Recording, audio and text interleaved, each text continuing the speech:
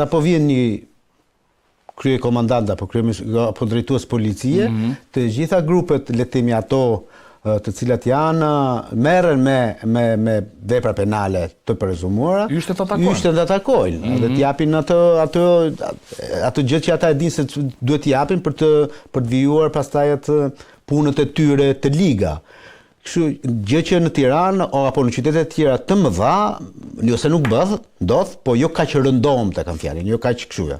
Por t'ju kthyer pastaj kësaj çështjes për dy fjalë sepse ti e zaurove nga ana, le të themi gazetareske, mediatike, unë nuk e se kam një gjë për të shtuar më shumë sepse në pamje të parë duket sikur është një krim gati ordiner që lind për shkak të një fjale më shumë apo fjale më pak parë në këtë aspekt, sepse teorikisht nuk është vrarë, nuk ka ngelur, le të themi, viktim në këtë ngjarje, nuk ka ngelur ai për të cilin kanë shkuar të debatojnë, po ka ngelur pronari lokalit. Pra, dikush që ndoshta nuk ka pasur fare të kishte lidhje me çështjen. Po prezumoj se është e tillë, se nuk e. Kështu është e tillë, nuk ka lidhje direkt me çështjen. Nuk ka, pra. Personi është Viktor Urçi, personi tjetër që shkuan për të sqaruar. Për të sqaruar. Kështu që ka ngelur, le të themi, në mënyrë gati aksidentale. Dhe shumë aksidentale nuk është, sepse ka qenë pikërisht nxjerrja e armës nga ana e viktimës që ka sill pastaj reagimin e dhe përgjigjen.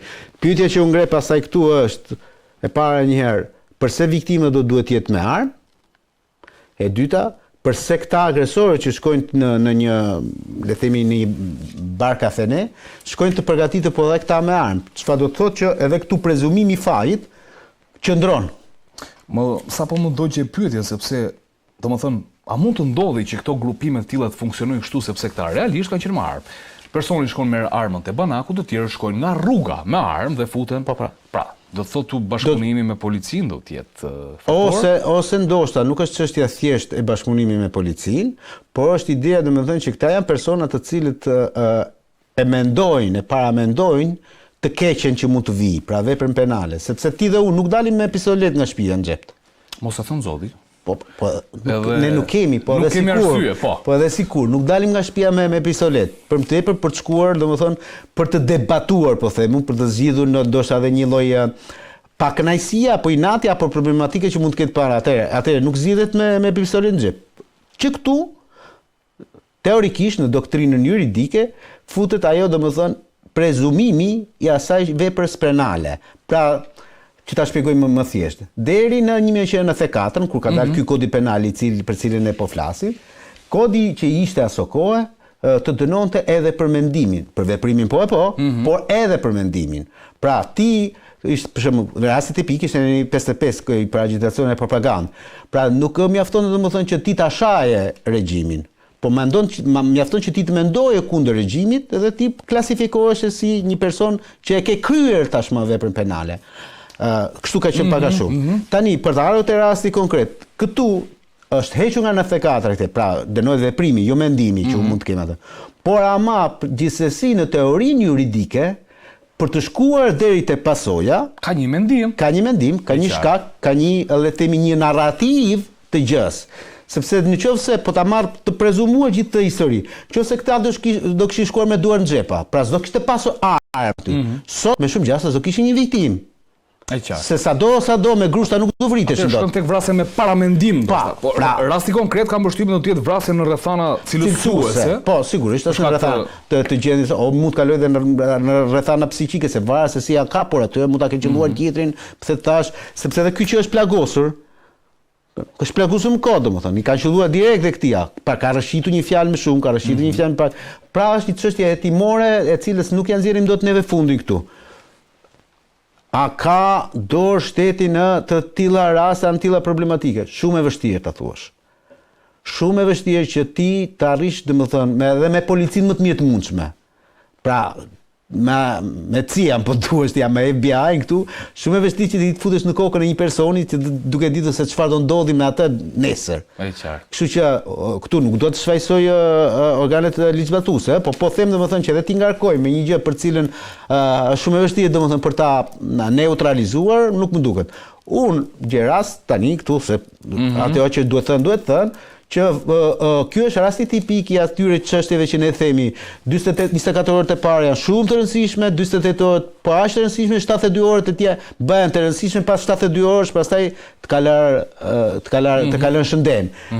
Fakti është konkret që policia në këtë rast ka qenë në linjën e parë, në hetimet e paraprake dhe brenda 24 orëve ka arritur domethënë në një mënyrë apo në një tjetër të realizojë le të themi një pjesë më të madhe të për 2 orë zbardhën gjetën dhe autorin. Regjia, të lutem, doja që me Nardin të diskutojmë diçka, do të kemi 2 tabele që për sa I përket prokurorisë së Sarandës. Nuk e di nëse mund ta shfaqim sepse çfarë duhet të kuptojmë këtu avokat. Jo kjo, sepse kjo është do ta kemi në çështje më mbrapa. Ja pra te kemi dhe tabelën për sa I përket vlerësimit dhe ky Nard duhet të kuptojmë që ky është një vlerësim I prokurorisë së përgjithshme për sa I përket vitit 2024, sepse ende nuk ka dalë le themi vlerësimi për vitin 2025 dhe çfarë thot? Kjo është për shkatërrimin e pronës si vepër penale. Do kemi edhe për krimet kundër jetës. Çfarë thot? Në analizat të dhënave rezulton se profilit pandehurve 92.62% janë meshkuj madhor, 55.81 janë me arsim të mesëm, 59.21% janë pa punë dhe 19.38% janë të dënuar për vepra tjera. Gjeografia sociale, çfarë thot? Numri më I lartë I procedimeve për krime kundër, atëherë kjo është krime kundër jetës me dashje pra. Jo shkatërrimi pronës, për krime kundër jetës me dashje, është regjistruar në prokurorin pranë gjykatës së shkallës parë Tiranë me 30%, ndërkohë që koeficienti më I lartë për 100.000 banor rezulton në prokurorin e Sarandës. Edhe kemi edhe tjetër për shkatërrimin do të jetë ajo për shkatërrimin e pronës. Keli? Atëre, po, perfekt. Gjeografia sociale, numri më I lartë I procedimeve për shkatërrimin e pronës është regjistruar në prokurorin e Tiranës me 27%, ndërkohë që koeficienti më I lartë për 100.000 banorë dhe këtu rezulton në prokurorin e Sarandës, do të jetë me 102 procedime dhe prokurorin e Vlorës me 79 procedime. Domethënë që kjo histori për shkatërrimin e pronës dhe për krime kundër jetës nuk duhet marrë me shaka në Vlorë dhe në Sarandë. Në këto kushte jemi për numër banorësh flasim. Jemi në kushtet ku në qytete ku gëlon paraja dhe interesat janë të mëdha, teorikisht do kesh edhe më shumë krime. Po ta vëresh Sarandë, Vlorë, Durrës, Lezhë, Shkodër. Velipoja pjesë e Shkodrës. Po Shkodër sepse ato interesa janë në Velipoj. Atë. Pse? Sepse aty ka det. Pse? Sepse aty ka prona të rëndësishme, të paluajtshme. Sepse aty mund të bëhesh milioner, miliarder në harku kohor të vogël. Sepse aty ka dhe port. Sepse aty ka dhe port, sepse aty ka gëlon jeta, sidomos gjatë sezonit veror, edhe e trafikut të lëndëve narkotike, se nuk mund gëlloj jeta në trafikut në Gramsh apo në Librasht. Se kuj do t'ja shesin aty? S'ka aty turist. Ja shesin njëri tjetërve. Po. Pra në Sarandë do jetë kjo histori, ku për shembull, nga maj deri në shtator, ti nuk gjen sarandiot më në Sarandë, sepse pjesa më e madhe janë ata që shkojnë për turizëm ose të huaj. Pra, mua nuk më bën çudi si grafik, teorik, po të them, ky lloj grafiki, ky lloj qasje, sepse tillë do duhet të ishte. Mua më bën çudi fakti domethënë që ka kaq shumë procedime penale. Sepse I bie që ne teorikisht jemi një popull, një vend me shumë probleme të kriminalitetit.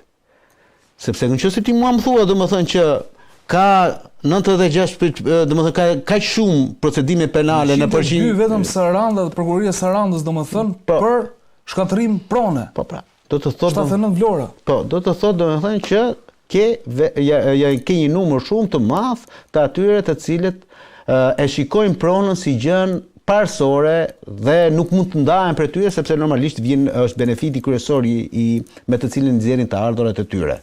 Të ligjshme apo të paligjshme, këtë nuk e di pastaj, nuk di domethënë ose duhet të ta shikosh rast pas rasti. Ajo që bën jashtëzakonisht shumë përshtypje në gjithë këtë histori është që prokuroria apo dhe policia, se këto më tepër janë të dhënat e policisë që shkojnë te prokuroria. Patjetër. Duke I pasur këto të dhëna, këto gjëra, do duhet të yshtet domethënë që të bëjë një punë më voluminoze, më të madhe në raport me një lloj parandalimi, që është e mundur, gjithmonë po flas, Dhe e dyta, do duhet që shteti të kanalizojë një herë e mirë pronën private në territor. Çka nuk ka ndodhur, dhe nuk besoj domethënë që do duhet akoma dhe shumë vite të tjera, që shqiptarët të mos flasin më problematika në lidhje me pronat. Nëse ti për shembull sot Andi ke të gjithë hipotekat e rëndësishme të Vlorës, të Durrësit, të Kavajës, të Shkodrës, i ke në Tiranë, do të thotë domethënë që problematika ka qenë aq e madhe saqë ky shtet nuk ka arritur dot domethënë që të punojnë ato vende. Pse?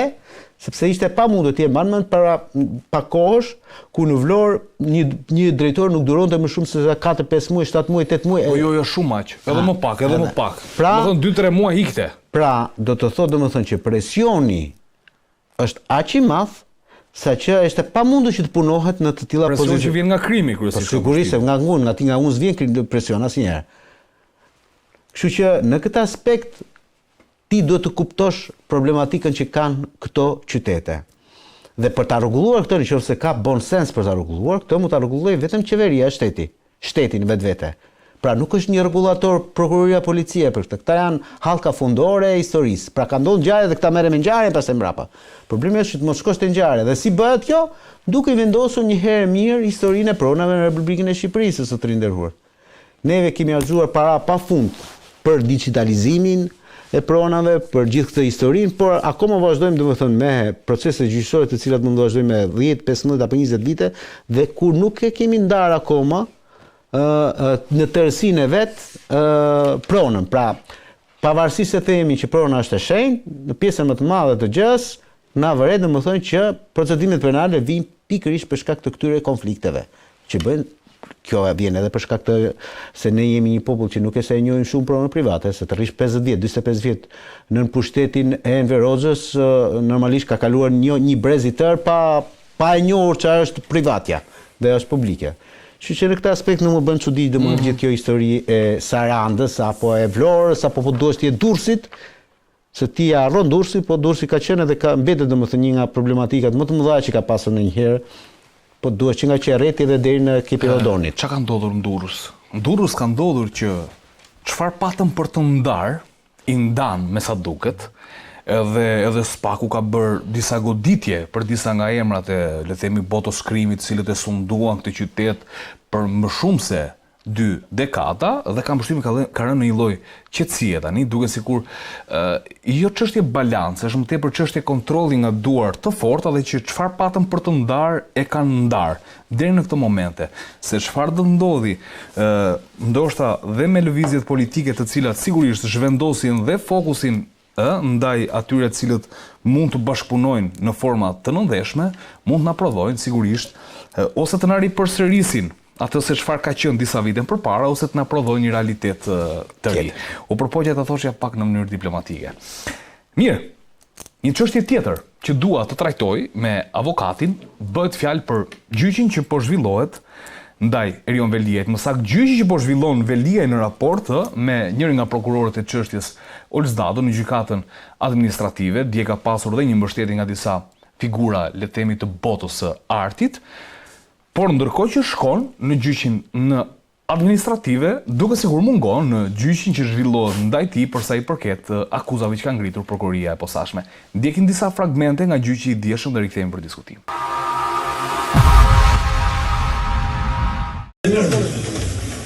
Është mbeti vjet do ju.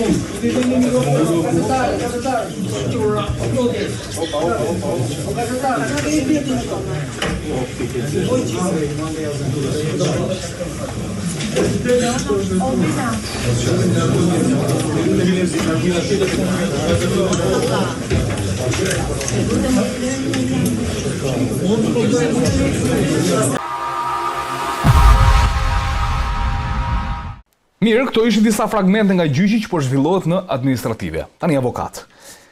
Çfarë po kuptoni me këtë gjyq? Ç'është ky gjyq? Ç'është kjo mbështetje nga ana e artistëve? Si e lexoni ju nga pikpamja qoftë juridike, qoftë edhe të shfaqurit të gjës në ekranat lloj forme? Tani juridike po e cek pak më vonë dhe po merrem me pjesën më qytetare sepse duket se ajo ka qenë dhe më vibrante ose ka bërë më shumë bujë. Sepse edhe sot po shikoj domethënë jo vetëm dje mbas dite, po edhe sot gjatë ditës po shikoj rrjetet sociale në raport me atë çfarë ndodhi me artistin e madh Robert Drenika apo edhe me njerëz të tjerë publik, të cilët ishin hyrë të shkojnë tek gjyqi i zotit Erion Veliaj. Shiko, teorikisht dhe praktikisht askush nuk ndalon domethënë që shkojnë te gjyqi i Erionit, te gjyqi jot apo te gjithë i kujtot. S'ka as edhe një lloj problematike.